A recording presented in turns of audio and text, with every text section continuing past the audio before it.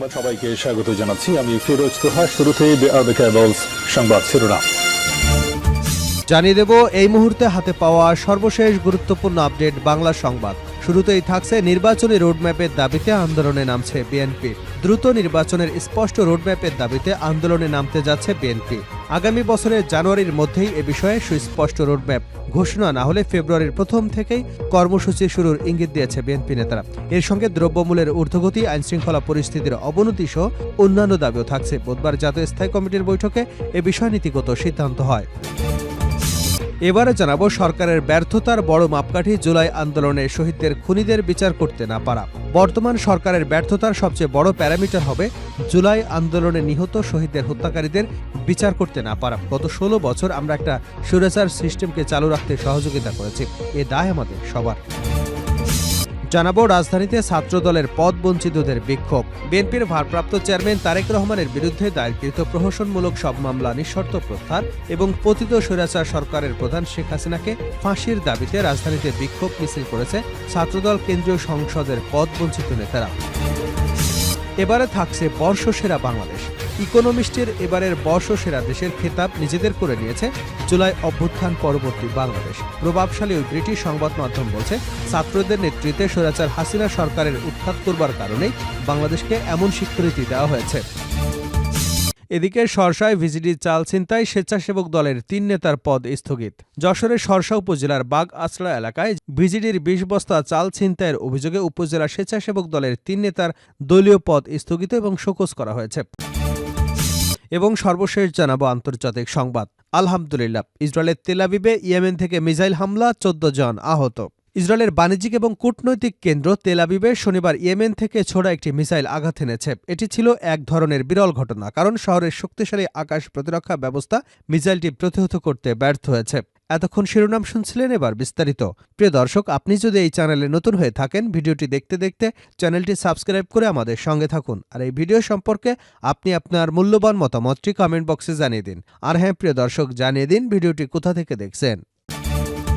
নির্বাচনী রোডম্যাপের দাবিতে আন্দোলনে নামছে বিএনপি। দ্রুত নির্বাচনের স্পষ্ট রোডম্যাপের দাবিতে আন্দোলনে নামতে যাচ্ছে বিএনপি। আগামী বছরের জানুয়ারির মধ্যেই এই বিষয়ে সুস্পষ্ট রোডম্যাপ ঘোষণা করা না হলে ফেব্রুয়ারির প্রথম থেকেই কর্মসূচি শুরুর ইঙ্গিত দিয়েছেন বিএনপি নেতারা। এর সঙ্গে দ্রব্যমূল্যের ঊর্ধ্বগতি, আইনশৃঙ্খলা পরিস্থিতির অবনতি সহ অন্যান্য দাবিও থাকবে। বুধবার জাতীয় স্থায়ী কমিটির বৈঠকে এ বিষয়ে নীতিগত সিদ্ধান্ত হয়েছে। এর মধ্যে দলটি ত্রয়োদশ জাতীয় সংসদ নির্বাচন ইস্যুতে অন্তর্বর্তী সরকারের প্রধান উপদেষ্টা ঘোষিত সম্ভাব্য সময়ের ব্যাপারে অসন্তুষ্টি প্রকাশ করেছে। পাশাপাশি নিত্য প্রয়োজনীয় দ্রব্যমূল্যের ঊর্ধ্বগতি সহ দেশে নানা অস্থিরতা নিয়েও উদ্বেগের কথা জানিয়েছে। এমন প্রেক্ষাপটে নির্বাচন এবং আন্দোলন ইস্যুতে নতুন কৌশল ঠিক করেছে বিএনপি। এরই অংশ হিসেবে চলমান পরিস্থিতি, নির্বাচন এবং মাঠের কর্মসূচির বিষয়ে মিত্র রাজনৈতিক দলগুলোর সঙ্গে ফের বৈঠকে বসছে। আজ থেকে বৈঠক শুরু হতে যাচ্ছে। সমমনা ফ্যাসিবাদ বিরোধী আন্দোলনে অংশ নেওয়া অন্তত ৫০টি রাজনৈতিক দলের সঙ্গে ধারাবাহিকভাবে বৈঠক হবার কথা রয়েছে। সংস্কার ও জাতীয় নির্বাচনের সময় নিয়ে রাজনৈতিক অঙ্গনে নানা আলোচনা সমালোচনার এই মুহূর্তে মিত্রদের সঙ্গে বৈঠকের তাৎপর্যপূর্ণ বলে মনে করা হচ্ছে। সংশ্লিষ্ট সূত্রে জানা গেছে সব তথ্য। এদিকে শুক্রবার লন্ডনে গেছেন বিএনপির স্থায়ী কমিটির সদস্য সালাউদ্দিন আহমেদ। সেখানে দলের ভারপ্রাপ্ত চেয়ারম্যান তারেক রহমানের সঙ্গে তার একাধিকবার সাক্ষাৎ হবার কথা রয়েছে। একটি সূত্র জানিয়েছে, সবকিছু ঠিক থাকলে চলতি মাসের শেষে উন্নত চিকিৎসার জন্য বিএনপি চেয়ারপারসন খালেদা জিয়ার লন্ডনে যাবার কথা। এর আগে সালাউদ্দিন আহমেদের লন্ডন সফরও অনেক তাৎপর্যপূর্ণ বলে মনে করছেন সংশ্লিষ্টরা। জানতে চাইলে লিয়াজো কমিটির সদস্য দলটির ভাইস চেয়ারম্যান মোহাম্মদ শাহজাহান বলেন, ফ্যাসিবাদ বিরোধী আন্দোলনে অংশগ্রহণকারী রাজনৈতিক দলগুলোর সঙ্গে শনিবার থেকে ধারাবাহিক বৈঠক হবে। নির্বাচন সহ সাম্প্রতিক বিষয়ে গুরুত্ব দিয়ে সেখানে আলোচনা হবে। সরকারের ব্যর্থতার বড় মাপকাঠি জুলাই আন্দোলনে শহীদদের খুনিদের বিচার করতে না পারা সার্জিস আলম। বর্তমান সরকারের ব্যর্থতার সবচেয়ে বড় প্যারামিটার হবে জুলাই গণ আন্দোলনে নিহত শহীদদের হত্যাকারীদের বিচার করতে না পারা। গত ১৬ বছরে আমরা একটা স্বৈরাচার সিস্টেমকে চালু রাখতে সহযোগিতা করেছি, এর দায় আমাদের সবার।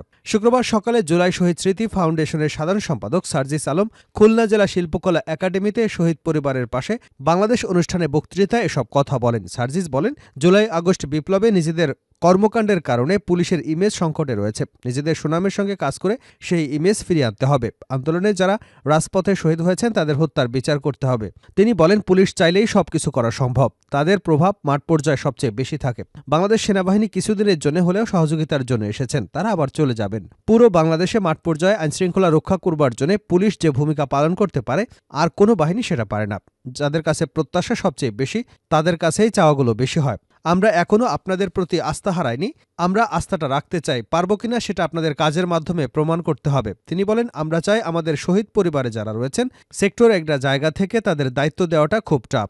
আমরা তাও চেষ্টা করেছি, কিন্তু প্রত্যেক জেলা পর্যায়ে যদি প্রত্যেক জেলায় যেসব শহীদ পরিবার রয়েছে, আহত যোদ্ধারা রয়েছে, জেলা প্রশাসন এবং পুলিশসহ অন্যান্য স্টক হোল্ডাররা মিলে যদি তাদের দায়িত্ব আমরা ভাগ করে নিই, আমাদের জন্য তা সহজ হয়ে যায়। তাদের যোগ্যতা অনুযায়ী শহীদ পরিবার থেকে একজন করে হলেও চাকুরির ব্যবস্থা করি, আমাদের দায়িত্বগুলো সহজ হয়ে যায়।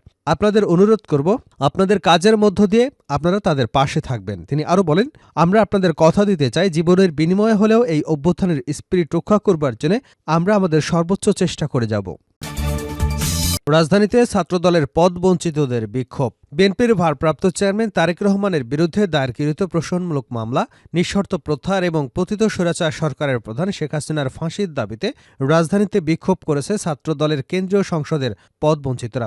বিকেলে নাইটিঙ্গেল মোড় থেকে শুরু করে ফকিরাপুল হয়ে নয়াপল্টন বিএনপির কেন্দ্রীয় কার্যালয়ের সামনে যে সংক্ষিপ্ত সমাবেশের মাধ্যমে বিক্ষোভ শেষ হয়। বর্ষসেরা বাংলাদেশ।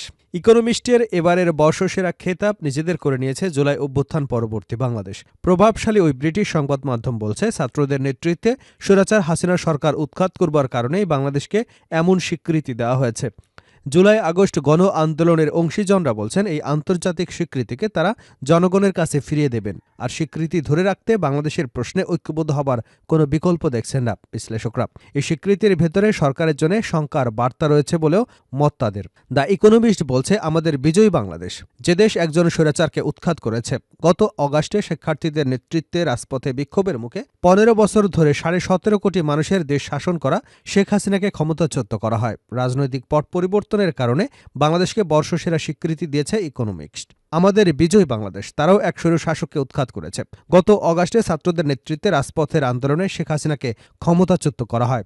তিনি গত ১৭.৫ কোটি মানুষের দেশটিকে ১৫ বছর ধরে শাসন করেন। দেশের স্বাধীনতার একজন নায়কের কন্যা তিনি। একসময় দ্রুত অর্থনৈতিক প্রবৃদ্ধির নেতৃত্ব দিয়েছেন, কিন্তু পরে দমন পীড়ন শুরু করেন, নির্বাচনে জালিয়াতি করেন, বিরোধীদের কারাগারে ভরেন এবং আইনশৃঙ্খলা রক্ষাকারী বাহিনীকে বিক্ষোভকারীদের উপর গুলি চালানোর নির্দেশনা দেন। আর তার আমলেই বিরাট অঙ্কের অর্থের আত্মসাৎ করা হয়। ছাত্র জনতার হাত ধরে এই অর্জন এসেছে বলে মনে করেন বৈষম্য বিরোধী ছাত্র আন্দোলনের মুখ্য সংগঠক আব্দুল হান্নান মাসুদ। তিনি সময়ের আলোকে বলেন, আমরা সাহস দেখিয়ে বিপ্লব ঘটিয়েছি, সেই বিপ্লবী সত্তাকে স্বীকৃতি দিয়েছে।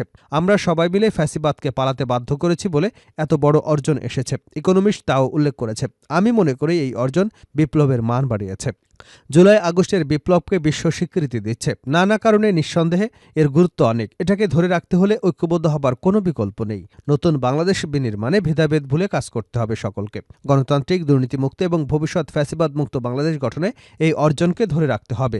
ষড়যন্ত্র এবং শত্রু পক্ষ নিয়ে সতর্ক থাকতে হবে।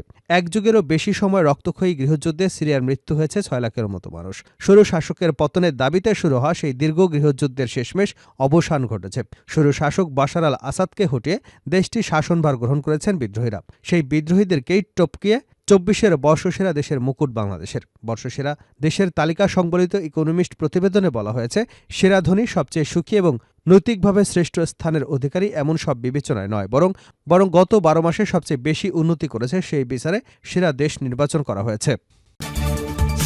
করছে আন্তর্জাতিক সংবাদ দিয়ে। ইসরায়েলের তেল আবিবে ইয়েমেন থেকে মিসাইল হামলা, ১৪ জন নিহত, ১৪ জন আহত। ইসরায়েলের বাণিজ্যিক এবং কূটনৈতিক কেন্দ্র তেল আবিবে শনিবার ইয়েমেন থেকে ছোড়া একটি মিসাইল আঘাত এনেছে। এটি ছিল এক বিরল ঘটনা, কারণ শহরের শক্তিশালী আকাশ প্রতিরক্ষা ব্যবস্থা মিসাইলটিকে প্রতিহত করতে ব্যর্থ হয়েছে। ইসরায়েলের সামরিক বাহিনীর মতে মিসাইলটি তেল আবিবের দক্ষিণে জাভা এলাকাতে আঘাত এনেছে এবং সেন্ট্রাল ইসরায়েলের সাইরেন বাজানোর কিছু সময় পর আকাশ প্রতিরক্ষা ব্যবস্থা মিসাইলটিকে আটকাতে ব্যর্থ হয়। ফলস্বরূপ এই হামলায় ১৪ জন আহত হয়েছেন। এমনটাই জানিয়েছে ইসরায়েলের মেগান ডেভিড অ্যাডাম জরুরি সেবা। তেল আবিবের এই ধরনের হামলা বিরল, কারণ শহরের আকাশ প্রতিরক্ষা ব্যবস্থা খুবই শক্তিশালী। তবে গত বৃহস্পতিবার ইসরায়েলি সামরিক বাহিনী ইয়েমেন থেকে ছোড়া আরেকটি মিসাইল প্রতিহত করতে ব্যর্থ হয়, যার ফলে তেল আবিবের কাছে একটি স্কুলের ক্ষতি হয়েছে। এছাড়া নভেম্বরে হিজবুল্লাহ রকেটের খণ্ডাংশ তেল আবিবের একটি ভবনে আঘাত হানে এবং জুলাই মাসে ইরান সমর্থিত হুতি বিদ্রোহী গোষ্ঠী তেল আবিবে একটি ড্রোন হামলা চালিয়েছিল, যা ছিল শহরের উপর তাদের প্রথম হামলা। এই হামলাগুলি ইসরায়েলের নিরাপত্তা ব্যবস্থাকে আরও কঠিন করে তুলেছে এবং শহরের সুরক্ষা নিয়ে নতুন করে প্রশ্ন উঠেছে।